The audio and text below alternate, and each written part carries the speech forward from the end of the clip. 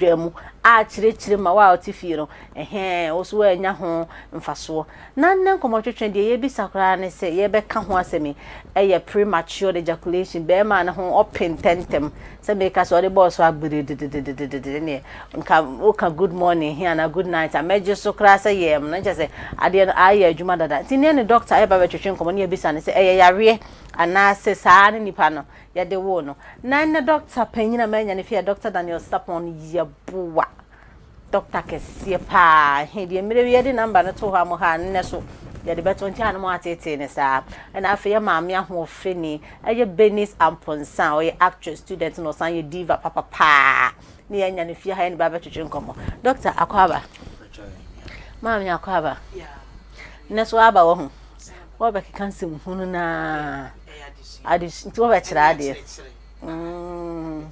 Akwaba ya me de doctor I am member mudie me start every ho yes bibi de premature ejaculation se be ma ne ho bantem ye misa why doctor e no kra e de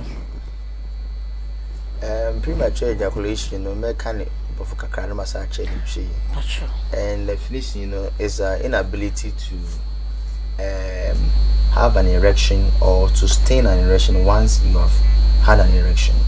I mean, obu honu mo asebe ne be ma no so person no ba hia entimi empeja kra. Okay. Anu ye ho. No bi won so ani de epeja. By the page you have to achieve what you call intromission. Say ye din kakra na etimi ye din sebi na etimi ro oba na se. But obu no ade ye din kakra but odi be ro oba na se odi duru anu na asa ebu ni trase. Na I say. Enti sa no ye friend premature ejaculation. As bibi atofo ni mehwe ha so ma eja to aso. Yes ana.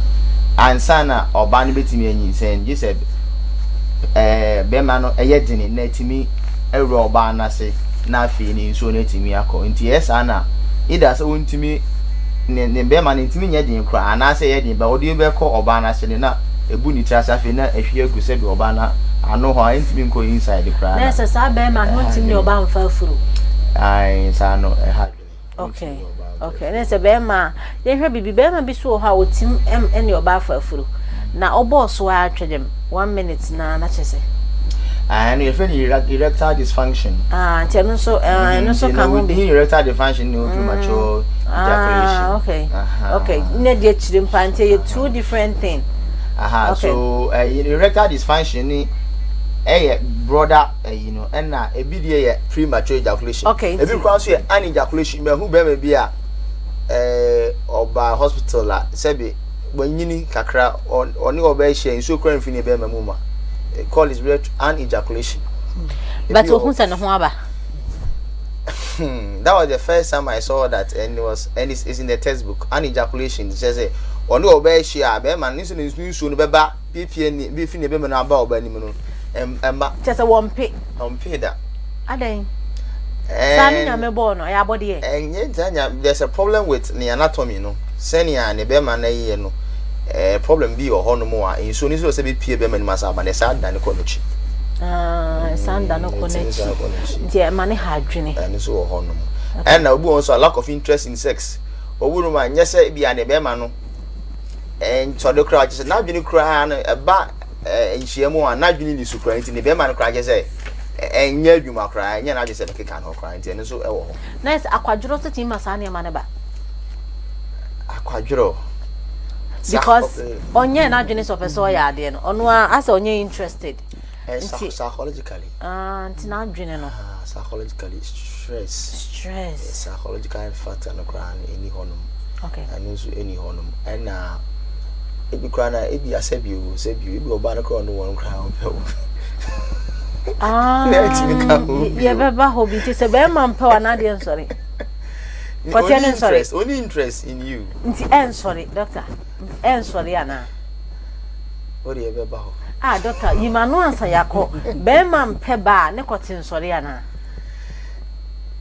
I didn't not be in so on young so no bed ne ho cry another topic mommy the doctor ye mo ho ni wie se be man pe ba kotin no sorry So mema bebre ne ma bebre ho mpene so ade so da menua da bia ya meka se sex anase edi ankasa no efri adwenim. Yes, you have to be prepared as a oboaboa wo ho sese wo ho fi utrim na aba inti psychologically senior all cano se nipa na is stressed out wa bre anase on lack of interest senior all cano mempel inti se ebeye den se me ho be sorry time a ene wo ho. Okay, so enye mema nyina no ho sorry abrekwa one oba ompe no obi do mpe wedi akọ obi kan say bibia so nti no se eniema emma emmema ejaculate me dem me friend no premature ejaculation me friend gone in 60 seconds. Nature say 1 minute kure no gone in 60 seconds. 1 minute kan no pa no wape no wa say game no. So eniema bebre na ma premature ejaculation ba ebi ye fear. Okay, obi wo ho no mu a se wa hu abena se ne wote ho chepe wo suro oba wanim no kura wo suro nti oba begu ne ho anim ase nti ne o ma lack of confidence nso so ma premature ejaculation eba stress ka ho anxiety e ka ho e ma premature ejaculation eba se oba no ya na mema bebre hu oba we die ebi o ye prema nyi o emi kwakokan afa kwakan ye na afa oni ne be kwakoduru dem no mini na ma ahopepere onya de se mu ba ko amu mienu miensa na aba ogune hu enem ase wonanim na se obema so bre so a ebi okọ adwuma wa bre obedura na ebi ama me so pedi obe force na onya de se mu ape obre ni nti ontimi nya adwuma sene na esese oye adwuma no na pa no wape 60 seconds sekura ma na mimi die minim se doctor beka say yare dia mimi hu ne say nya yare because one or ametima ka say mema bebre, let's say 60% of a mema amwo ewiase o my experience premature ejaculation da due to enyema factors here yabobo bobodin yes e bi kura ye aduane nuana ye di no so etimi yesa eno so doctor yampa ho me that me say causes no say no work na no most of them na no work na psychological factors no but your medical causes so a etimi eyesa won say say na be ma say na be na be page no gi say attrition blood vessels ebie na moja ekofamu ansa na aye denden but etimi e block blood vessels no yare bitimi ma na e block e bit say diabetes etimi ma wonya say hypertension crown so etimi unya into to me affect kidney failure, renal failure, those things into it me how and drugs be at say antihypertensive drugs ni be on my own more and so it me how even anti-ulcer drugs we cry on man so it me how kakra and even say we cry on one so to me ama a weekend or sexually and as jot cigarette smoking and so I affect and you have to look at all those things are eating me and the answer now we this problem in the bar you say oh yeah really our any money in free hormones and I work say it be was a problem. But I also say baby so case of premature ejaculation, but any premature ejaculation. Be an adjunct to say, oh me get die, me call back 10 minutes, 20 minutes, oh call back 5 minutes, no doing say need premature ejaculation. Strictly in your premature ejaculation is say be man and me nyam the cross with me the area obana say. Strictly that's what we really mean. Ese en sorry kura bege. En sorry and I say sorry kura ans na be ubetimi dia alcohol ba na say na odo ba na fi na ba. No happy. But obi on obo so call be 20 minutes or call be 10 minutes more premature ejaculation. No, that's not premature ejaculation. And no say that premature ejaculation. Okay. Mami, mesana ba so. The doctor ke also ebi wo ho so a te say enru hakura na api. Na me ye hu say ya de adwene so ba saa ne ma no so bebre so a eno so betima abo me ma na me hu say ya kwadworo premature ejaculation preventable how eniema bebre wo ho no mo a be ma oya ubetimi a prevent premature ejaculation and nti na ma me kan say me de me hu ne say yare no because factors ya me bobo so nyina ubetimi a prevent say hu say be ma wakompem ye wo exercise bi wo ho a ye ya wo a wonim say ebia gone in 60 seconds you can ho ananse wo pepentem no wo betimi aye. That is you exercise your floor muscles and I'm not friend saying your Kegel exercise so your Kegel exercise yeah my kra no e ma be braining sa Kegel exercise no ye twe wo ho na waham sebe oba no kakra eno no okwakodwonso a ene ya ye sa Kegel exercise no o dwonso kakra bia na wa hodi kakra na wa kan atwom na wa jem kakra kakra na wa hodi kakra se mema no so timi ye bia utimi hodi Johnson na wa jem na wa hodi a form of exercise a preventive premature ejaculation. Apart from that so you pause and start method and then timer one oba no wo mpem na moda no mogusu a dwumadi ni koso no se wo feel se ohun ba ubetimi apose na watu bema no afiri oba na se na maye bibi foforo so hu te se mo besu so mo humu na mafefefe mo hu ano na mayi ma adwen afiri sa ehine so ema ne ma na wasan atoa so madi agro akoduru baby na masan atoa so na magyae na masan atoa so nti ya a prolonged time no ema ne mantem so ati ase ye san wo breathing exercise no ebia mema no de ombehu we so wo twen mframa ko mu kakra ene ye san wo squeeze technique nature say bema ne ho beba na wayi ne bema no na wa sotep no eye etire no ni tina no na wa mi ano ne kakra na tese eyi na ampe ama na asan konechi esan konechi an sa ta mu didi agro kakra na wasan de ahyem eno na squeeze technique no nti obetimi use sa na ma we nyina ya na ebi mo pese omo kani na ne partner no emia ano ne ma no but ebi na wo very sensitive genital skin wan hwe ye na obi so mo bi o ha onya do nsato ne so ebeba na se seconds na se wa nje se aba nti so no ankasa so ano no amia no ne kakra bi me nkase ko mia okwata ni me ntu mfiri ho eneti na no kakra bi uhodi na asansan na chi asan akọ na chese wahu se ko na enya mai no o mesan toa sex ne so ama bibia ewie peye wati ase na ebi wo ho nso so a obema no use condom a ya na esebi kakra unsi yese honam nka honam kwa ka honam ni ho akwa tree na ho abantem a wo hye rubber no na wubia ebe ho bi ne kakra akoya warifuo ya ban hye rubber ya be meso ye ya no wapi senka yesua de method foforo ho aside rubber no no bia ni na master na me boboso kakra from exercise no from pause and start no from squeeze method no and another technique say mo betimi ayi ma adwen efri so kakra say mo di na hu say eba na upuli out so na mo di nkomo enye nkomo bi ebe ma sex no mo adwen kwate efri so but ma concentration na adwen no enko de oye ne so bebre wo de mo fanye bibi fofo mo ko start bibi ensuso mu bi so ebe ma de eba no ana de wo bepe no be san che akonechi because ni nyina afi adwenim so ho ye wo da ebe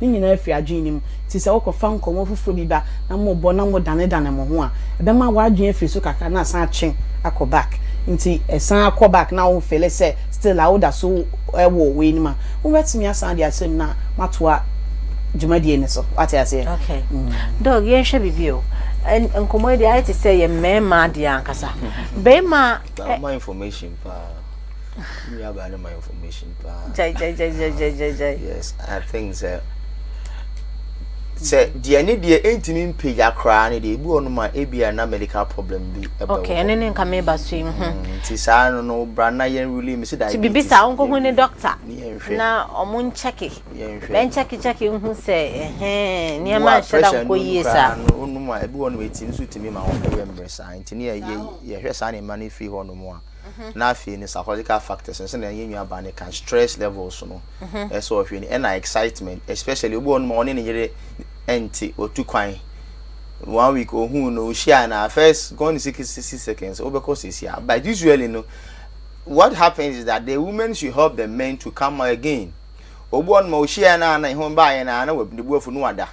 Me man be kind of crash say the second and the third erections na a check akra than the first one because first one the excitement is too much and in the day ejaculation eba no. And this be man share na first one na wa ba nchese no wajan ho. Buano na so numu na ne ho nsa mpagya bi obun se adwuma ne be koso better. Adwuma ne be koso sa. Na wo so mu na ampagya ne tibio anje se be ha adwen pa. No sa ne se adwua man break akra. Bi abe 15-20 minutes. Yen hwe bibi sa de wetin da warija ye ba. Ha adwene. Etimi dia warija ye ba. Se de enti. Be man se ka den ka ba na wo mmere. Se ade odi hye man agro so wada.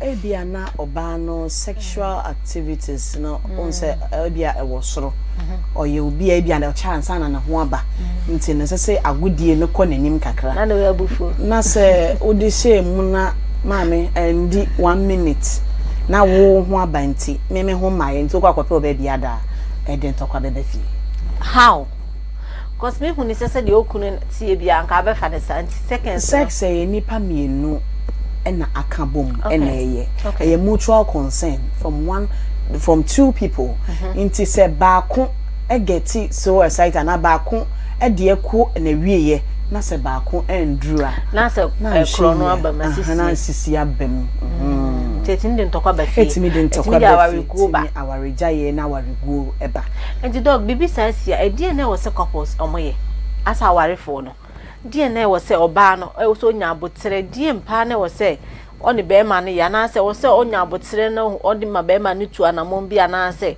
obabu abufuro di chese toko e be sifie kra no eni oyi million kra no to haboa se wo se obi ani ne experience awanya ebi oba no ebi awanya branch bia na ojina before be ware no obuje enti no yade e ha adwene me nkofo people confide in me mpanyumfo se be asofo num nyina bi was a problem and bia na I think the first of the woman should be understanding okay so oba no ete ase na afi no yen hwe say is there any medical condition and drugs be abema ni take here into na esa say you know feel on man then psychologically no ni are working on the man because be man say oh no oba da na oba na ahye obu onimtia e fa sa de ne ho a it even makes you worse. Sorry, that is a second no card in Kawanya. Be one however. Into Obano appreciate you. Say this problem is there. Okay. Now, or send your kind of first one the ebantem. Ain't you know he should help you to get a second or a third erection. And I bet man on try share or be make it foreplay more. Who make it foreplay no more? You ginger the woman up, ain't he? By the time I be over corner saying no one working up okay. One cock as a crown, so won't be to me, Abba. But so 50 and our corner share. Untimi and I said the erogenous areas, then your banner saying, there were other areas always stimulating into Obano a hitians, and I also know O'Connor say at least check around at least on over one cacra. But sometimes, when I say a call level so you can also see a psychologist or see a doctor. Now, we can give some medication, say, bit me a boa. But in any na say 15 years me konumedu and so on the side effects. Side effects. And you know the environment can obani share and the day the time are you even prepared? So they say study starts in the morning and before I know obani be share some more working margin towards the time. It is an many nyina no I say ebu onso antokwa wa remo two teams side the neighbor. Tokwa muni there's that rift bitterness bi wo mumu a ema Sani men nyina etim bo yaman say o me dem yi na meje ho na me come baby enti say na we can say no it's more than just penis penetrating vagina. It has to be spiritual, psychological, emotional. You must all be united to help the spiritual working spiritual in way ben cause adie mpeja e de honhom semben ne wa adie mu doctor obechirim if we be say vaginismus oba bi on kra na be ma ne ne da na onye na agency so no be da ne sexual muscle in the vagina it me contracted meaning doctor sabi a lawyer for you no mu worry penyin for you no mu worry a be ma ne so no oba ne da e be si no ntimi mfa na yi enhye oba na se I'm telling you adai ombi yo masua de adura chiri oba no ye frigid oye ya na sia aka amo even vaginismus unti me boss be na cancer dey so mu ba no what he did was that the free be speculum examination oye no say if we read me call wase ti wait me ko wase da be man na yin so betimi akowase and a woman na adwene e free after she was able to. And is it fear? Fear say na mommy can fear. Nte yeah yes na dey na. Obu on ma obu an been trained. People have all kinds of misconceptions about sex. And sex idea can tell be enti no ni huhumu emie. Ni huhumu emie enti sa no ne ho so ebe ka atwom. Oh okay. Enti no sex amusem no dos. Enti ese mo timo obu okwa ni nakedness ko frey say we say we boy dey jakra oni kunu anim meaning couple bi o ya she omu ware be man say oba ne na wa bra light so esi so that there be sad na munjai there be also many hu na se kra abeni de bia do light him light you know sex answer now on you have to be uninhibited but ese mo timo ho ase say Bible said the marriage is bed is on the foul ese mo it's something yakopo de man ni pass you should use to enjoy but ye de name bi a chekere hu a bebebe ebre omuntimi nkanso sana sa nije free oh you know mama nya sa unim itese nkomo twetwe ne de ekoyie pa ni se wa wote wa wo hwe bi itese ne wo sua de ankasa ye bekọ akọje nnwom kakra ye ba ye beto wa na ne nkomo twetwe de ye sua de pa afa ni se wa so TV hia wo hwe program edin e de Abugyen enne de ye ka ho asenkra ne se premature ejaculation itese ese be ma bi wo ho a oye ya se pa no wa pe nti wapesa ahia eya na asenye ho nkomo twetwe ne ye di ho nkomo ansan ye beto aso ye beda ya boafo ase omo maso ya sene na abribia yetindi program yi ba na wa wuti fie osu timi enya bihwe eye atene bitters wose agi bebia give us capsule ese be ma power pe no ne e ba ne sada na se give us no e wose wo ye no de wani hwe ho na se e peja ne ma ema afi time herbal mixture say ye malaria idea nsro moya ba ya be kika ya ye yare lady nansen enya time na enya asenketo akwa malaria bi e chi me ne wahu time ya ne no ya bibia eye kama afi na tachi bitters say na tachi de say the true bitters pass say Abatown afi edu herbal center ayo stroke diabetes ya rebia mesrew oko edu herbal clinic na center ho a bebe show na bibia aye kama doctor nkomo twetwe no yam briefly na say fa bibia enwie ni enko segment foforo henso ne ehwe bibio this yes nro bia boba tramadol ni niama bi obi wo ho se onoma sese ohwe videos ni bi kra arwe ho onoma otimi gina so a wana wane sa niama no ne yehwe sese de wanya tramadol emu kan say tramol any a short word na ha omo no no mu hwehwea niama a obetini obada achi yehwe bibio obetimi aya akosi awie ebeduru ba bi no ebetimi ama na akose ade aye ka ho asemi ana ase da bi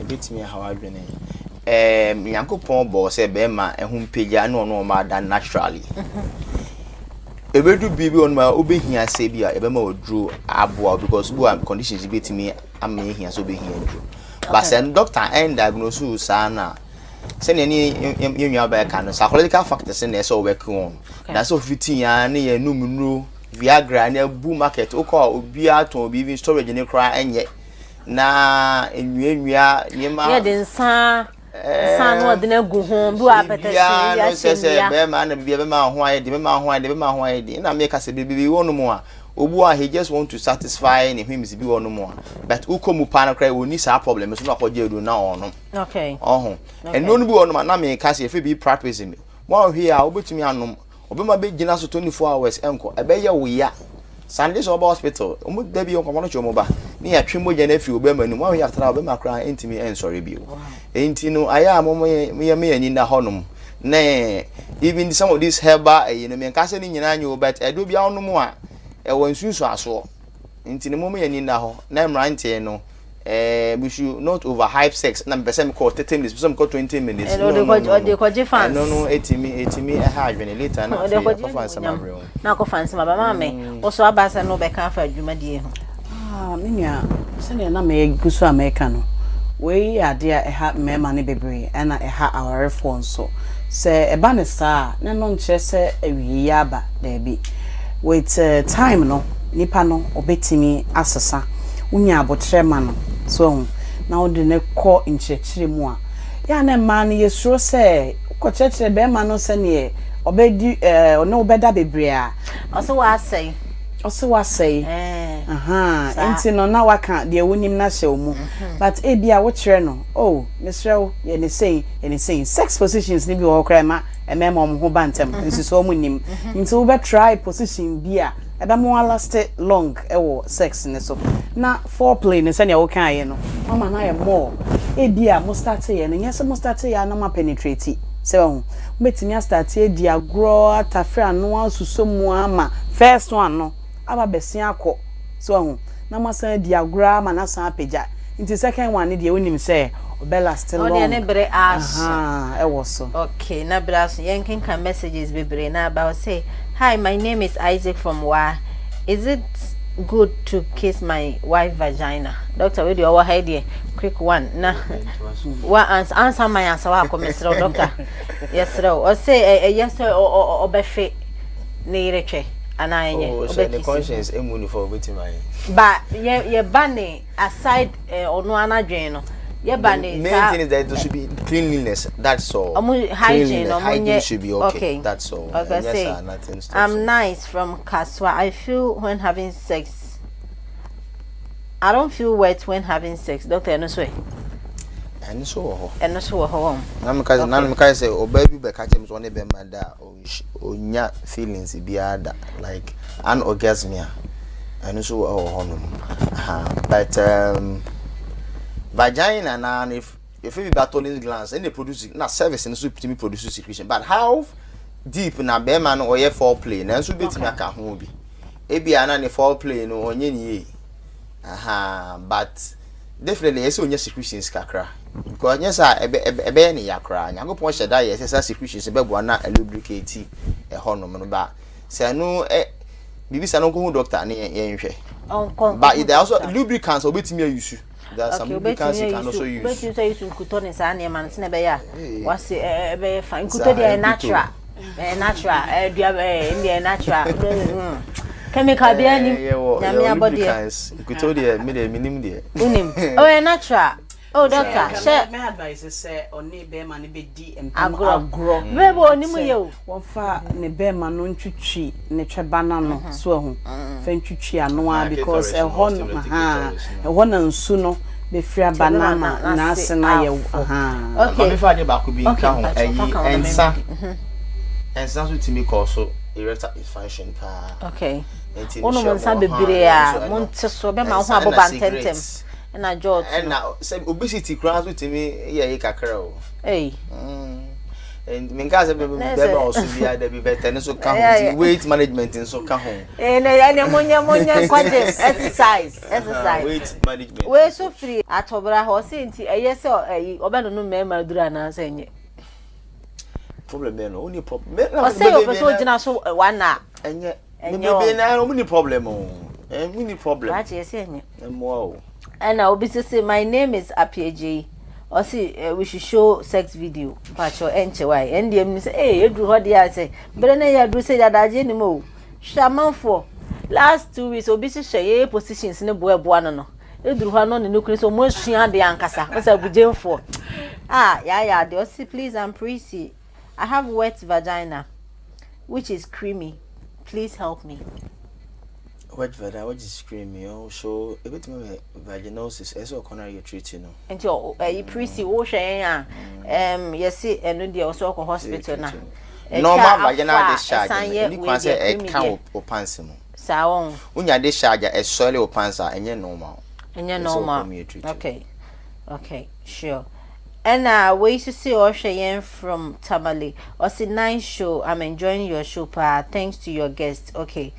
Thank you too. Hey, messages in the doors, but yeah, dog, yeah, very wrap it up. Okay, say last words to me, mana. Also, on the dog, I can't not just again. Just last words now. Young cause sex position also. Cause messages never ban a month when you are very here position. Because in so you to do yourself with Jay allergy. Hey, to dog. My last in say Mommy and me and in a ho. No rough no. Okay. Ye enyai. Okay. Na afe no. Ye ni be me oba ye no muhia na se bi problem bi sa ba e ma no so nya ntia ase e ma ye. Okay. Na so ne enyu aba ne kan the first one de ye man MS nko na ye try say benya second or third erection naturally no eno answer be adwuma ana na yenwa ban kan no wuyi wa adwini fi ade na wo ye so obi ono ade na ni age saa ene so timi stimulation wo beje mu hyehia oho ha wuyi wa adwini so fi ni wo ye ne so a ene so beboa but edu be na still persist here go and see a doctor na we look at other medical conditions ye hwe say betimi abo. Okay mama also kakra be kan say ya position so quick. Okay, lack of frequent and as mama kan echi say oni oba ne be mate na say we won timi ja omohutum be say 6 months be say 1 year na omonko mpamuda enen so no da mo bete mo ho ase mo be kono e betima ma be ma na ho abantem nti enye yare say mo ma sexual activities no very frequent wo fear ebe boama I prevented this premature ejaculation no. Okay, ebe boa ama premature ejaculation just ebe prevent it. Na watching just the mo bisa no. Baby here mo pe no sex position here na e ma ne ma koso mo bubu mpa no.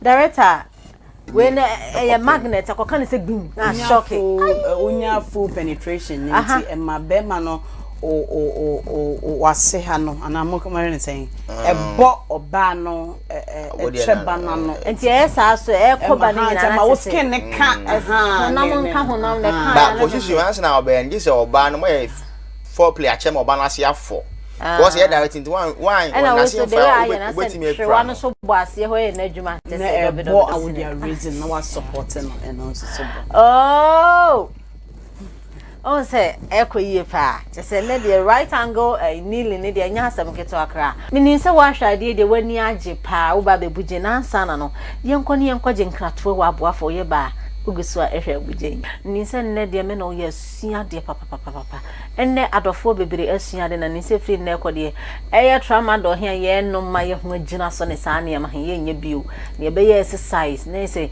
ya ma say foreplay na doso na etimi aboa ne bibia akoso eye mesem mo frɛ wo phone yeso no mentimi mfa wo enche bia be phone lines na atum na me read messages kakra na de dwumadi no atwa so I say nice program from yaw enche yaw yedawasi enche fo nyina yedamase na we see you say hello, can you give me your number, sister Abena? Ebacho me number no me wi me ametesi ama why don't worry and obi to say from Wayo Bremai, why not show what's the sex video?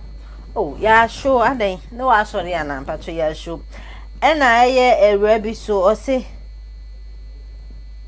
obi so say nikunu kwati eswanti mani ntimi nurumu ye doctor and also timi causes ade no or say nikunu kwati swanti on ne da ensheda enrumu ye ti bo hu se eto ano na be ma no ho aba eno so hwe ye den oh so be ma ebetimi am oba ni agene is independent of the size of the penis. Okay, it's independent just that you are be on my friend Klinefelter syndrome and the omo penis nkiti but once I hear normal size maybe carrot once I normal size penis it should be able to help and achieve some technique. Most of those we are boy infertile. By any area, if Klinefelter syndrome, and they are eunuchs, those are there. Oh, but say normal size penis, and how small is on any small now? Can that's the question. But say Obama. Ne cut in the bit me are satisfied or ban. It's independent of the size. And if they okay, if you read it, they will always tell it's independent of the size. Positions maybe one more. You kita try. And no way they almost tray. You right angle in room. It's no debate tree. And chain both side and side only over right and the left because of court director Abena akwale say wode we enu na akwa hard I say wode kwankre enu wode ya wusi eja wa na dwe ya obi sisi oba so nye exercise oba so nye exercise onya active na ase no enche enso no schedule exercise no obi sisi odi aduko fi o say I love you I love you I love you I love you I love hey I love you too ene de jajajai me love ni de nya asem keto o say I love Abugyen is me Ata Philip okay Ata yeso ye do pa o say hello this is Christy and I'm watching you live from what hey is it Baku or something Boko because it's BWA Boko is it Boko and I enjoy your show keep it up. Thank you pa Christy that was it. Or see I have no girlfriend but I love you tonight. Bye from Rocky Stone. Rocky I love you too. Mwah. I love you okay. Hey, Benny's in Panafwe then I say I really enjoy your program. If a girl love you, did she bro did she love you because of your money, beauty or threesome? What is this? O si oba pewa opo sikanti open na say ahofa na say to na say ojaje say ni dey ni be ni ginti a ginti opededi odo dey akomam anti don opededi me don no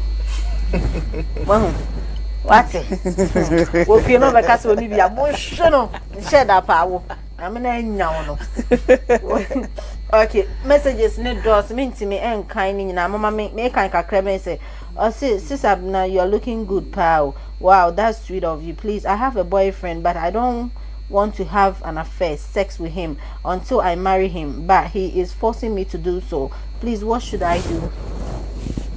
Doctor, quick one here, say for the money na so ba no dwen se open no na se be man nso so eye adwen papa so no de ba ya on worry na nsa no na have sex onti mami wati o force so na se opese o ba beti o be di bi o be try bi akọ etrika na kakra we second hand no akoto tie rubber akosi fie okay and then your call and what didn't you say lines if no the relationship will travel for long then you should even quit it because it will no more.